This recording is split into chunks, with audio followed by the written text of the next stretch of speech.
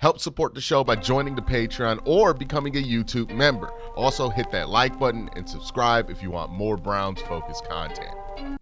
All right, so the Browns have released their PUP list for the start of camp. It's important to note that the PUP list at the start of camp is very, very different from being on the PUP/injured reserve list at the start of the season. Right now, if you're on the PUP list, that doesn't really change anything as far as your roster standing. It doesn't put you on injured reserve.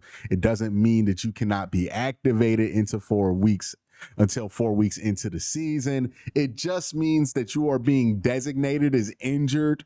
You can't practice in team drills, but you could be taken off the list at any time during the off season, right? If somebody's put on PUP or injured reserve during the regular season, there are more restrictions in place with that. But during the off season, or during the ramp up period to the regular season, it does not have those same restrictions. So these players are on PUP list. They could come off at any time, right? Deshaun Watson is one of the names on this list. We'll talk about that. Another name on this list is Mike Hall. And then on the non-football injury list, we have David Bell. So let's go through these names each and kind of talk about what it means for these guys being on the list. First thing we'll talk about is like Deshaun Watson being on the PUP list. Now, for anybody who's been paying real close attention, this is not a surprise, right? Deshaun will probably remain on the PUP list and count towards the 90-man roster until we get closer and closer to final cutdowns, where they will put him more than likely on injured reserve, probably for the entire season. If you're the Browns, the reason you're handling this way is because you have to be smart, right? If you just straight up declare right now in late July that Deshaun Watson's out for the year, he's injured, kind of in a similar way that you did with JOK, without like the agreement from Deshaun Watson, you're opening yourself up to a lawsuit, right? Where Deshaun can say, hey, you guys tried to shelve me.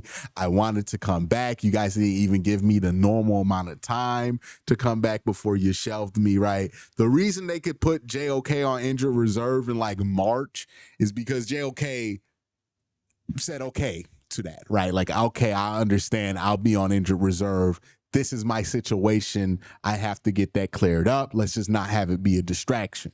Deshaun has clearly made it a point to try to be in a position to be able to make the argument that he shouldn't be put on injured reserve for the entire year.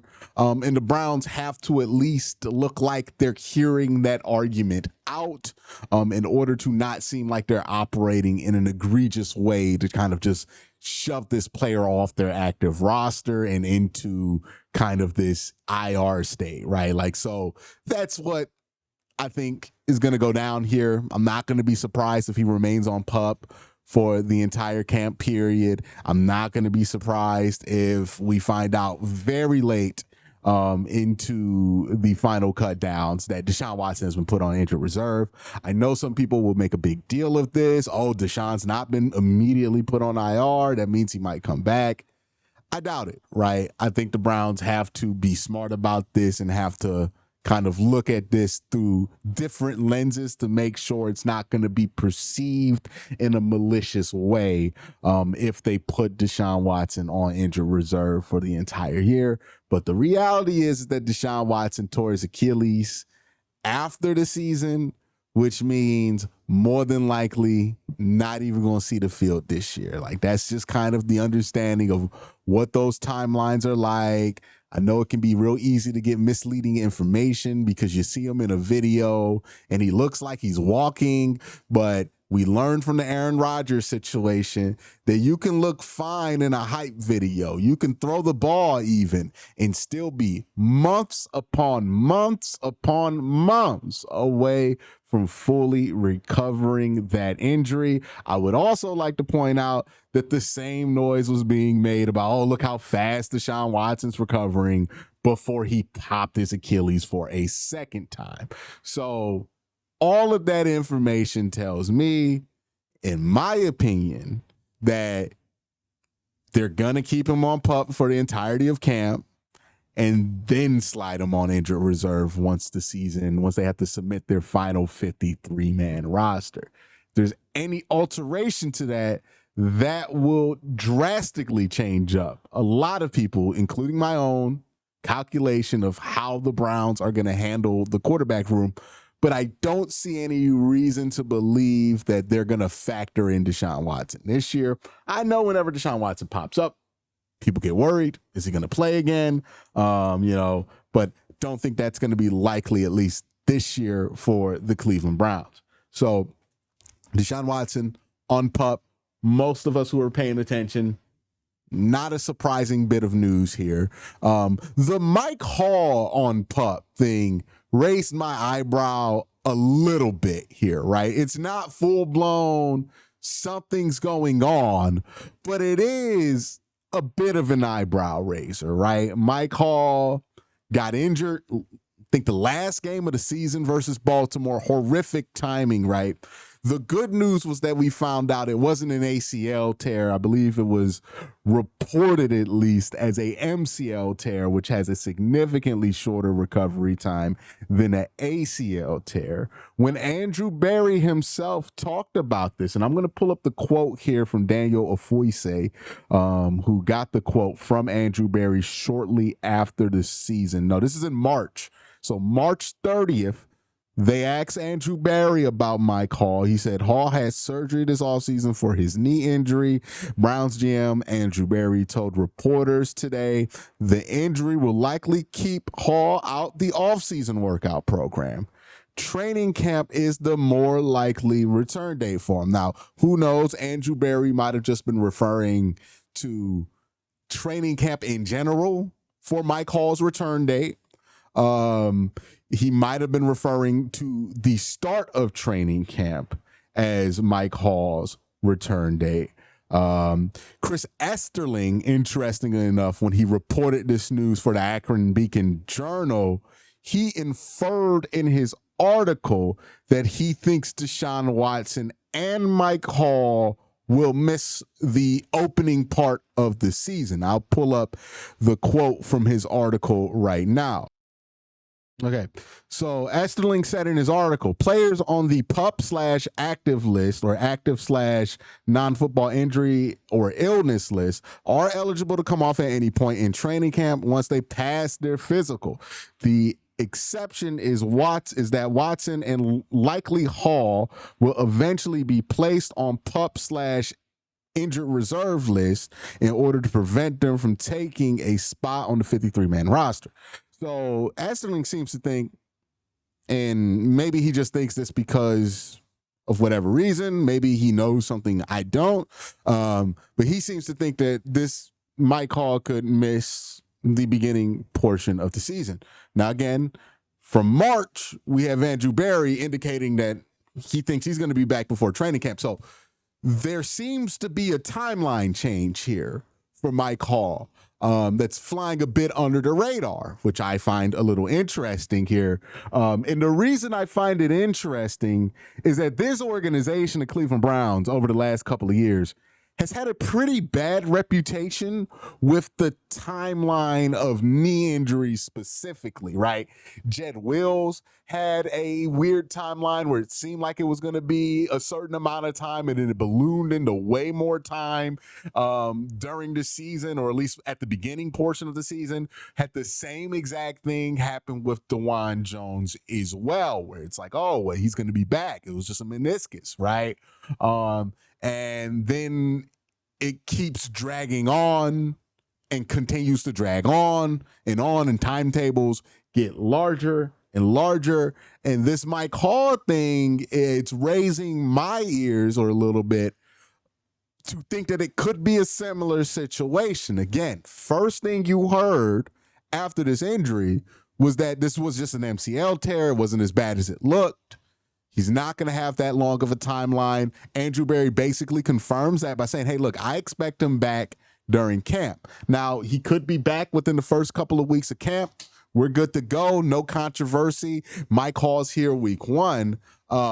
But it seems like there are mixed signals going on amongst insiders of like what's actually going on with Mike Hall, what's his actual recovery time, because this is the first I've heard that people expect that Mike Hall would miss a week of practice. Now, again, it could be that Chris Esselink just kind of misspoke, wrote up a quick article, didn't really think about it, and just put that in there because it's like he's just how he's used to writing about it. It could be that he knows that, hey, this Mike Hall recovery, which we heard from even Mary Kay back in the spring, that it was going well. I think as recently as May, Mary Kay had an article talking about how well the Mike Hall recovery is going. And then now he's put on PUP, which is a bit of a surprise for me, right? I thought that there was a chance he could just be back for camp proper. But he's put on PUP. And then on top of being put on PUP, you're hearing people kind of float out that, hey, he might be put on IR. Not saying this is something to full on panic about, obviously, because like we're operating off very little information here. But it is something to pay attention to, right? Keep your eye on how long Mike Hall is going to be on the exercise bike, how long they're holding off Mike Hall, because we've seen this situation before, specifically with linemen, whether they be defensive or offensive linemen. I always worry about those knee injuries once guys get above that 300-pound threshold, right? Luckily, Mike Hall's super young, so you expect him to be able to recover from an injury like this. But it just feels like the Browns' managing of these kind of injuries has not been great over the last couple of years. I know they replaced a lot of their training staff, a lot of their medical staff over the offseason, so maybe this is just a separate thing and it's just a coincidence that it's kind of having a timeline shift. Or maybe the timeline never shift. Andrew Berry always met the middle of August, and I'm just reading into it too much. That's certainly a possibility, but it does feel like there's a timeline change, right? We went from how fast is he recovering and things are going great to PUP, and then somebody inferring that he might miss the opening portion of the season. We're talking about the first month of the season. He's a critical part to what the Browns want to do on the defensive side of the ball. So that's one where I'm not going to make a big deal of yet. But I think it would be smart to put a pin in that, right? And just kind of watch that develop over the first couple of weeks of camp, because that was a little strange, right? But that's the injury news going. Oh, David Bell, my bad. I was about to end the video without the poor David Bell, man. David Bell on the non-football injury list, I believe. I know he had hip surgery last year, right around the start of the season. I don't know if this is a re-aggravation of that same injury. There's not really a lot of info out on what's going on with David Bell here, but he's on the NFI list.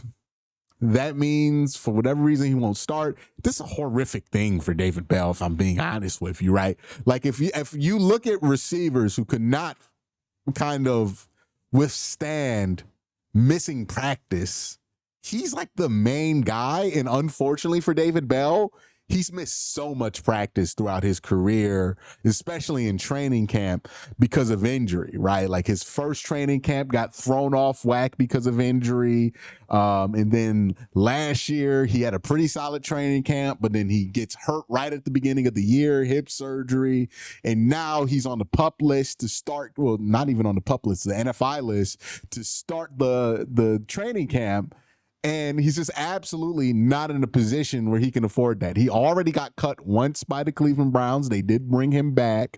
But once that seal is removed, right, once that seal is broken, there's no security in being with the team that you were drafted with anymore, right? So the Browns could cut him at any given moment. It's another unfortunate camp injury or pre-camp injury for David Bell.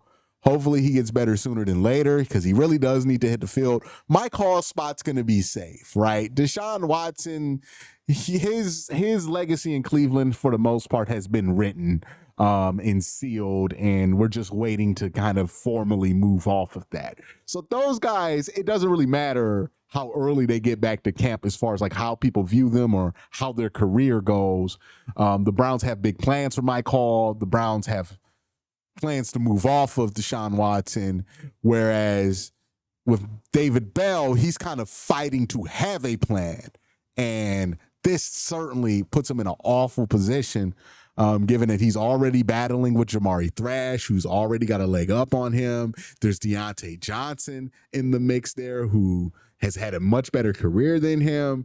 So David Bell, who I thought showed at some points last year that he could be a reliable fourth or fifth receiver for this team, he just keeps having stuff pop up, and it's just super unfortunate.